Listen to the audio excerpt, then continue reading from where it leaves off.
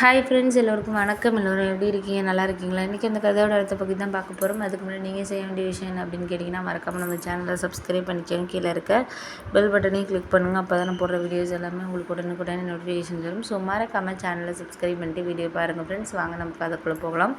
அதுக்கப்புறம் அக்காவுக்கு இந்த மாதிரி கஷ்டமாக இருக்குது அப்படின்னு சொல்லிட்டு எனக்கு ஃபோன் பண்ணி சொன்னான். எனக்கு என்னால் ஒன்றும் இப்போ செய்ய முடியாத நிலமையில் இருக்கிறோமே, ஒரு 1000 2000 கூட நமக்கு வழி இல்லாமல் இருக்கே அப்படின்னு சொல்லிட்டு என் மனசுக்குள்ளே ஒரு மாதிரி நம்ம என்ன தான் அவங்க கஷ்டத்தை சொன்னாலும் நம்மளால் ஏதோ ஓரளவு உதவி செய்கிற முடிய நிலமையில் இருந்தோன்னா நமக்கு பரவாயில்ல. அவங்களுக்கு மேலே நம்ம ரொம்ப கஷ்டப்படுறோம் அப்படிங்கிறப்போ நம்மளுக்கு அவங்களுக்கு அந்த நேரத்தில் உதவி செய்ய முடியலையே அப்படின்னு சொல்லிட்டு எனக்குள்ளேயே இதாக இருந்துச்சு. இருந்தாலும் என் ஹஸ்பண்ட்கிட்ட கேட்டேன். நம்ம கடனில் இருந்தாலும் அக்காவுக்கு ஒரு 10,000 ரூபா ரெடி பண்ணி தாங்குங்க. அவள் ஹாஸ்பிட்டல் போகணுங்கிறா. அவங்க ஹஸ்பண்டும் எதுவும் கண்டுக்க மாட்டேங்கிறானா. ஒரு 10,000 ரெடி பண்ணி கொடுங்க. அவள் அடுத்த மாதம் ஃபைனான்ஸ் வாங்கி தந்துடுறேன்னு சொல்கிறா அப்படின்னு சொல்லிட்டு நானும் அவர்கிட்ட சொன்னேன். அவர் சொன்னார், இது மாதிரி நம்மளே இங்கே ரொம்ப கஷ்டத்தில் தானமாக இருக்கிறோம், என்ன பண்ண முடியும்னு சொல்லி உனக்கே தெரியுது. வாடகை கொடுக்குறதுக்கே நம்மளே ரொம்ப கஷ்டப்பட்டுட்ருக்கோம். பிள்ளைங்க ஃபீஸ் கட்டாமல் இருக்குது, அதுக்கே நான் வெளியில் பணம் கேட்டிருக்கேன். இப்போ இந்த நேரத்தில் எப்படி 10,000 வாங்கி கொடுக்க முடியும் அப்படின்னு சொல்லிட்டு சொன்னார்.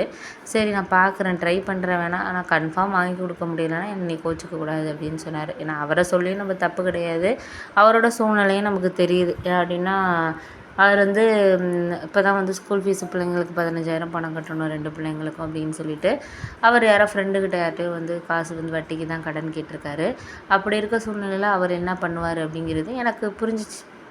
சரி ஓகே அப்படின்னு சொல்லிவிட்டு நானும் ஒன்றும் சொல்லலை, பார்த்துக்குவோம், அவங்களையும் நம்ம இது பண்ணக்கூடாதுன்னு. அதுக்கப்புறம் நான் என்ன நினச்சேன்னா, நமக்கு டைலரிங் தெரியும், வீட்டில் குழந்தைங்கள பார்த்துக்கிறனால நம்ம போக முடியல அப்படின்னே சொல்லிகிட்டு இருந்தோம். இப்போ தான் பிள்ளைங்கள்லாம் ஸ்கூல் போக ஆரம்பிச்சிட்டா. நம்ம ஒரு வேலைக்கு போனால் நம்மளுக்குன்னு ஒரு காசு வருமானம் இருக்கும். அதை வச்சு நம்ம நம்ம இப்போ அக்காவுக்கோ இல்லை எதுக்கும் நம்ம அம்மாவுக்கா இருக்கட்டும், இல்லை நமக்கே இருக்கட்டும், நம்ம ஹஸ்பண்டுக்கு ஒரு ரெண்ட்டு கொடுக்குறது எதுக்காவது யூஸ் ஆகும் அப்படின்னு சொல்லிட்டு அதுக்கப்புறம் நான் கொஞ்சம் கொஞ்சமாக எனக்கு புரிய ஆரம்பிச்சு. சரி நம்ம கையில் தொழில் இருக்குது அப்படின்னு சொல்லிட்டு அதுக்கப்புறம் பக்கத்தில் இருக்கிற அக்கா துணி தைச்சி கொடுக்குறாங்க. அவங்கக்கிட்ட போய் சொன்னேன், இது மாதிரிக்கா எனக்கு துணி தைக்க தெரியும், எனக்கு ஏதாச்சும் வேலை இருந்தால் கொடுங்கன்னோன்னா அவரும் நானும் எனக்கும் ஆள் இல்லாமல் நான் கஷ்டப்பட்டுட்டு தாம்மா இருக்கேன். ஒரு நாளைக்கு ஒரு 2லேருந்து 3 ப்ளவுஸ் நீங்கள் தைச்சி கொடுத்தீங்கன்னா ஒரு நாளைக்கே கிட்டத்தட்ட ஒரு 600 700 சம்பாதிக்கலாம் அப்படின்னு சொல்லிட்டு சொன்னாங்க. அது நல்லதாக தான் இருக்குதுன்னு சொல்லிவிட்டு அதுக்கப்புறம் மறுநாள்லேருந்து அவங்க கடைக்கு நான் வேலைக்கு போக ஆரம்பித்தேன். வீட்டில் குழந்தைங்கள்லாம் ஸ்கூலுக்கு அனுப்புனதுக்கப்புறம் அவரையும் வேலைக்கு போனதுக்கப்புறம் 10 மணி போல் போயிட்டு மதியானம் சாப்பாடும் எடுத்துகிட்டு 4 மணிக்கு வர்றது அந்த மாதிரி தான் இருந்தேன். ஒரு நாளைக்கு 2 ப்ளவுஸ் ஃபஸ்ட்டு தைச்சிட்டு இருந்தேன். அதுக்கப்புறம் கொஞ்சம் கொஞ்சமாக ட்ரெயின் ஆனதுக்கு, ஏன்னா ரொம்ப வருஷமாக 4-5 வருஷமாக கல்யாணம் ஆனதுலேருந்து குழந்தைங்கலாம் பிறந்ததுலேருந்து மிஷின் எதுவுமே தைக்கல. அதனால சரி ஒரு 4லேருந்து ஒரு 5 நாள் நம்ம இது பண்ணுவோம் அப்படின்னு சொல்லிட்டு நானும் அதுக்கப்புறம் கொஞ்சம் கொஞ்சமாக தைச்சி கொடுக்க ஆரம்பித்தேன். அதுக்கப்புறம் எனக்கு புரிய ஆரம்பிச்சு, சரி ஓகே இதுக்கப்புறம் நம்ம இன்னும் கொஞ்சம் நல்லா கற்றுக்கணும் அப்படின்னு சொல்லிட்டு அதுக்கப்புறம் நானும் கற்றுக்கிட்டு இது பண்ண ஆரம்பித்தேன். அதுக்கப்புறம் தான் அந்த சில டிசைன்ஸ் இதெல்லாம் எனக்கு கற்றுக் கொடுத்தாங்க. இது மாதிரி டிசைன் போடுறது எப்படி என்ன அப்படின்னு சொல்லிட்டு எனக்கு கற்றுக் கொடுத்தாங்க. அதுக்கேற்ற மாதிரி நானும் கற்றுக்கிட்டேன். கற்றுக்க ஆரம்பித்ததுக்கப்புறம் எனக்கு கொஞ்சம் ஈஸியாக இருந்துச்சு. சரி இதுக்கப்புறம் நம்ம இன்னும் கொஞ்சம் நல்லா இது பண்ணணும், ப்ராக்டிஸ் பண்ணணும் அப்படின்னு சொல்லிட்டு நானும் அதுக்கப்புறம் கொஞ்சம் கொஞ்சமாக அவங்கள்ட்ட இருந்து கற்றுக்கிறது, துணி அடிக்கிறது, இந்த மாதிரி ஒரு விஷயங்கள் பண்ணுறது எல்லாமே கற்றுக்க ஆரம்பித்தேன். எனக்கு கொஞ்சம் வருமானம் வர ஆரம்பிச்சிச்சு. ஒரு மாதத்துக்கு 10,000லேருந்து 12,000 கிடச்சிச்சு.